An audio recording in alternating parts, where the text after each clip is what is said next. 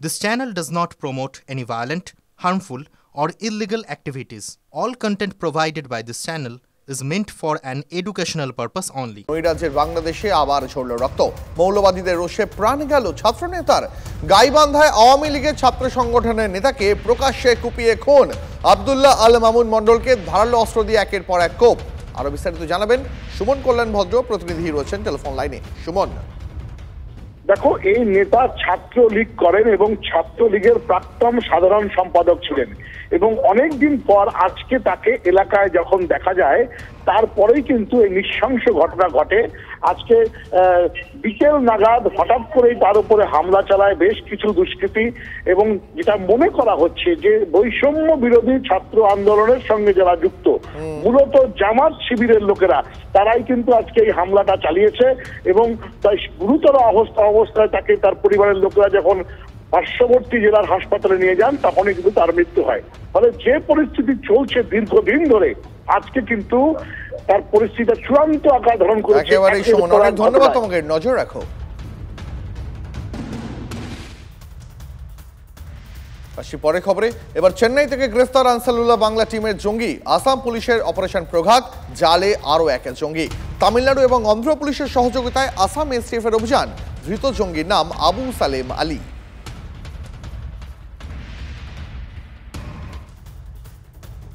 বাজেটের নামে সংখ্যালঘু তোষণের রূপরেখা তৃণমূল সরকারের, এমনটাই অভিযোগ বিজেপির রাজ্য সভাপতি সুকান্ত মজুমদারের।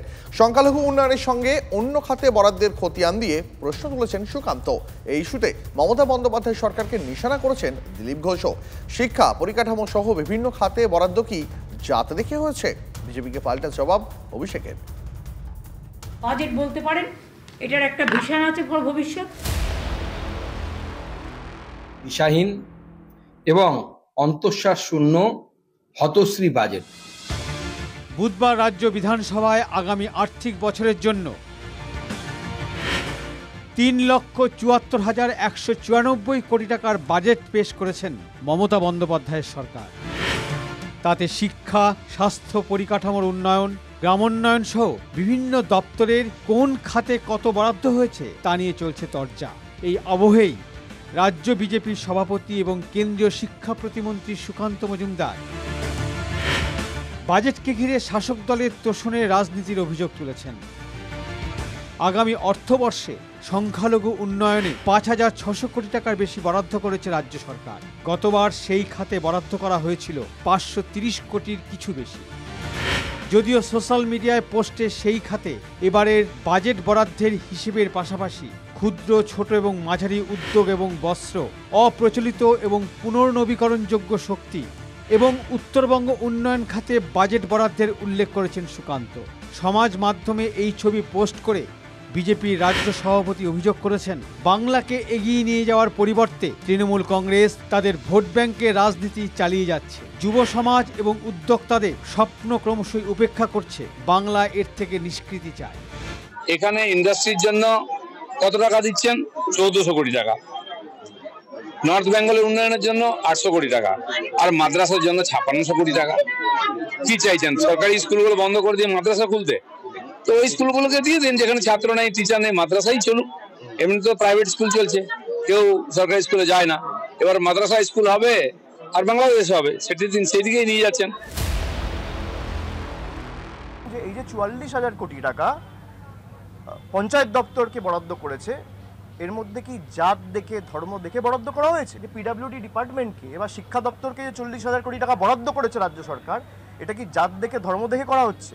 আর মাইনরিটি ডিপার্টমেন্টের ক্ষেত্রে বিজেপি বাজেট 1575 কোটি টাকা থেকে 682 কোটি টাকা হয়েছে কেন? 56% কমেছে কেন? মাইনরিটিরা ভোট দেয় না বলে? 2011 জনগণনা অনুযায়ী বাংলায় সংখ্যালঘু ভোট 27%। 2008 থেকে ধীরে ধীরে এই ভোট তৃণমূলের পক্ষে গেছে। মাঝে ভাঙড় এবং সাগরদিঘির মতো সংখ্যালঘু অধ্যুষিত বিধানসভায় শাসক দল হারলেও অধিকাংশ সংখ্যালঘু সমর্থন এখনও তৃণমূলের ঝুলিতেই। এই আবহে বাজেট অধিবেশনের সূচনায় রাজ্যপালের ভাষণে সংখ্যালঘু উন্নয়নের বিষয়টি যেমন উল্লেখ করা হয়েছে, তেমনি আগামী আর্থিক বছরের বাজেটেও সংখ্যালঘু উন্নয়ন ও মাদ্রাসা শিক্ষা খাতে ৫,৫০০ কোটি টাকার বেশি বরাদ্দ করেছে রাজ্য সরকার। 2026-এর বিধানসভা নির্বাচনের প্রাককালে যার নেপথ্যে তোষণের রাজনীতি দেখছে BJP. Bureau report, TV9 Bangla. Aparajita bill কার্যকরের দাবিতে এবার রাষ্ট্রপতি দ্বারস্থ তৃণমূল কংগ্রেস। রাষ্ট্রপতি দ্রৌপদী মুর্মুর সঙ্গে সাক্ষাৎ করলেন 11 জন তৃণমূল সাংসদ। রাষ্ট্রপতি উদ্বিগ্ন, তিনি পর্যালোচনা করবেন বলে আশ্বাস দিয়েছেন, এমনই দাবি সুদীপ বন্দ্যোপাধ্যায়ের।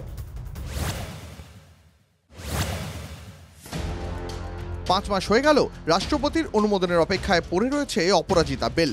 রাষ্ট্রপতির সই ছাড়া বিলকে আইনে পরিণত করা সম্ভব নয়। সূত্রের খবর, এ বিষয়ে রাষ্ট্রপতির সঙ্গে দেখা করতে চেয়ে 10 বার চিঠিও দিয়েছে তৃণমূল। আর এবার সরাসরি রাষ্ট্রপতি ভবনের দরবার। বৃহস্পতিবার রাষ্ট্রপতি দ্রৌপদী মুর্মুর সঙ্গে সাক্ষাৎ করলেন 11 জন তৃণমূল সাংসদ।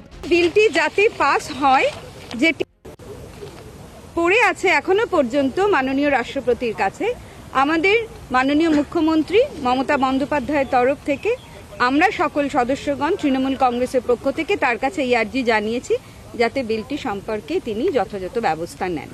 মাননীয় রাষ্ট্রপতি অত্যন্ত ধৈর্যের সঙ্গে সুন্দরভাবে তিনি গোটা বিষয়টা শুনেছেন। তিনি উদ্বিগ্ন মনে হয়েছে আমাদের। তিনি বলেছেন তিনি গোটা বিষয়টি পর্যালোচনা করবেন এবং দেখবেন। আরজিকর কাণ্ডের পর গত বছরের 6 সেপ্টেম্বর সর্বসম্মতিক্রমে রাজ্য বিধানসভায় অপরাজিতা বিল পাশ হয়। রাজ্য সরকারের দাবি, এই বিল আনার প্রধান উদ্দেশ্য ধর্ষণের মতন গুরুতর অপরাধে দোষীকে দ্রুত চিহ্নিত করে কঠিনতম শাস্তি দেওয়া। আমরা অপরাজিতা বিল পাস করেছি অ্যাসেম্বলিতে, আমরা ডেথ পেনাল্টি রেখেছি সেখানে। সেই বিল আমাদের পাস করেনি এখনো কেন্দ্রীয় সরকার এবং ফেলে রেখে দিয়েছে। আমরা চাই সেটা একটা মডেল তৈরি হোক এবং দেশে এটা মেনে নেওয়া হোক। চলতি বছরের গোড়ায় বিল কার্যকরের দাবিতে পথেও নামে রাজ্যের শাসক দল। বিলকে সমর্থন জানালেও রাজ্য সরকার এবং শাসক দলের ভূমিকাকে কটাক্ষ করতে ছাড়েনি বিজেপি। এটা একটা শাক দিয়ে মাছ ঢাকার চেষ্টা। নির্ভয়া আইন তো ছিলই, আরেকটা কঠোর আইন নিয়ে এসেছে। আমরাও তার সমর্থক, আমরাও চাই কঠোর থেকে কঠোরতম শাস্তি পাক অপরাধীরা। কিন্তু যেখানে সরকার নিজেই দায়িত্ব নিয়ে অত্যন্ত দৃঢ়তার সঙ্গে প্রমাণ লোপাট করে দিচ্ছে, সেখানে আইনের মূল্য কি থাকবে? কিন্তু রাজনৈতিক মহলের মতে যত দিন যাচ্ছে তৃণমূল বিষয়টিকে রাজনৈতিক হাতিয়ারে পরিণত করছে।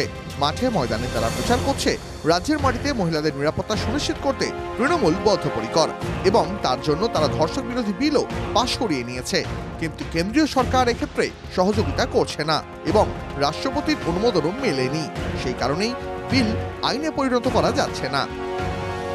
ফলত রাজনৈতিক লড়াইয়ের প্রস্তুতি এবং তার বার্তার রূপরেখাও তৃণমূল কংগ্রেস তৈরি রেখেছে নিজেদের আস্তিনে। নয়াদিল্লি থেকে ক্যামেরায় অনুদীপ শর্মার সঙ্গে জ্যোতির্ময় কর্মকার, TV9 বাংলা। কথায় বলে গেঁয়ো যোগী ভিক পায় না, সেই কথা মাথায় রেখে কৌশল বদলাচ্ছে মুঙ্গেরের বেআইনি অস্ত্র ব্যবসায়ীরা। চীনের লোগো লাগিয়ে মুঙ্গেরের পিস্তলের ব্র্যান্ড ভ্যালু তৈরি করা হচ্ছে, আর তাতেই কেল্লা ফতে। বাংলার অপরাধ জগতে হুহু করে দাম বাড়ছে ইম্প্রোভাইজড আগ্নেয়াস্ত্রর। TV9 বাংলার হাতে চাঞ্চল্যকর রিপোর্ট। সিনেমা নয়, বাস্তবে পাটনা থেকে 200 কিলোমিটার দূরে মুঙ্গেরের ঘরে ঘরেও নাকি এমনই সব বন্দুক তৈরি হয়। তার দর বাড়াতে এবার অভিনব পন্থা নিল সেখানকার বেআইনি অস্ত্র কারবারিরা।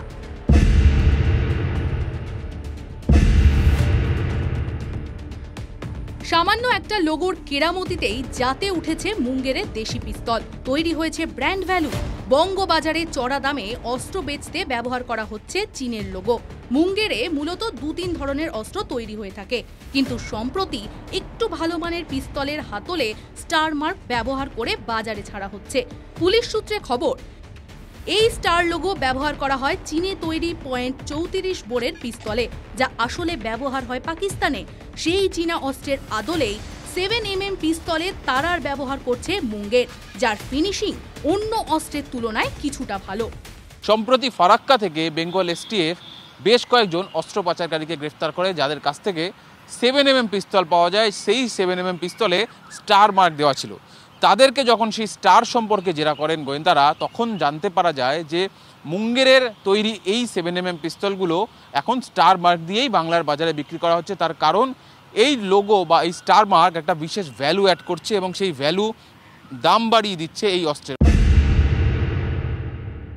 জুতো, জামা, গেঞ্জি সব কিছুর ব্যাপারে যে কোনো জিনিস ব্যবহার্য, প্রাত্যহিক ব্যবহার্য জিনিস যেখানে একটা করে ব্র্যান্ড প্রতিষ্ঠিত হয়ে গেছে, একটা ব্র্যান্ড ভ্যালু কিন্তু জনসাধারণের মনে ঢোকানোর সার্বিক প্রচেষ্টাই শুরু হয়েছে। অস্ত্র ব্যবসায়ীদের ক্ষেত্রেও, বেআইনি অস্ত্র ব্যবসায়ীদের ক্ষেত্রেও হয়তো সেটাই হয়েছে। তবে এই মার্কা মারা পিস্তলের দরও নাকি ওঠানামা করে। সূত্রের খবর, সারা বছর এই লোগো দেওয়া পিস্তলের বাজার দর থাকে 35 থেকে 40,000 টাকা, কিন্তু সিজনে অর্থাৎ ভোটের আগে থেকে যেমন খুশি দর হাঁকানো হয় ব্র্যান্ডের এই পিস্তলের, তখন 50 থেকে 60,000 টাকাও উঠে যায় এই পিস্তলের বাজার দর। যারা এই সমস্ত ডাকাতি, ছিনতাই, এই সমস্ত ভোটে সমস্ত জায়গা লাগে, তারা কিন্তু আজকে একটা উদ্দীপনায় ছটফট করছে, আরে ওরা তো এই জিনিসটা কিনেছে, আমাদের একটা কিনতে হবে। ইলেকশন সময় কিন্তু তাদের বাড়বাড়ন্তটা দেখবেন। এবং এই যে আর্মসগুলো কিনছে, এই মুঙ্গেরি বলুন, বিহার বলুন, বিভিন্ন জায়গা থেকে বলুন, এরা কিন্তু এই সমস্ত আর্মসগুলো দিয়ে ভাতৃ হত্যা, শ্রেণী শত্রু মনে করে কিন্তু তাদেরকে হত্যার কাজে নিয়োজিত হবে। চোরা পথে এই অস্ত্রের পাচার রুখতে চেষ্টা চালাচ্ছেন গোয়েন্দারা।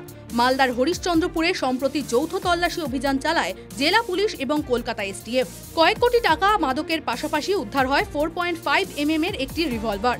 গ্রেপ্তার করা হয় 3 পাচারকারীকে। তাদের জেরা করে অস্ত্র পাচার চক্রের মাথাদের খোঁজ পেতে চাইছে পুলিশ। ক্যামেরা অভিজিতের সঙ্গে সুজয়, TV9 বাংলা, কলকাতা। এই মুহূর্তে ব্রেকিং নিউজের নজর রাখবো। ট্রাম্পের সঙ্গে বৈঠকের আগে টেসলা কর্তা ইলন মাস্কের সঙ্গে প্রধানমন্ত্রী নরেন্দ্র মোদীর বৈঠক। মোদীর সঙ্গে সপরিবারে দেখা করলেন ইলন মাস্ক। আরো বিস্তারিত জানবো, রক্তিম রয়েছেন টেলিফোন লাইনে। রক্তিম, দুজনের মধ্যে কি কথা হলো, কিছু জানা যাচ্ছে কি?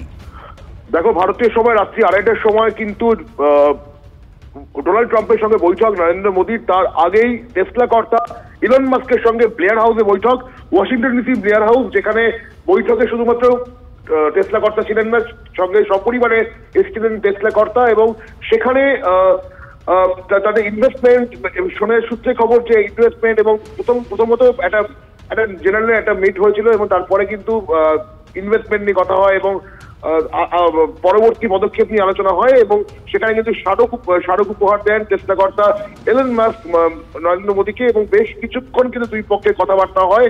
এবং যেই কথাবার্তা কিন্তু যথেষ্ট এই মুহূর্তে যথেষ্ট ইঙ্গিতপূর্ণ। অনেক ধন্যবাদ তোমাকে রক্তিম, দেখতে পাচ্ছি সেই ছবি।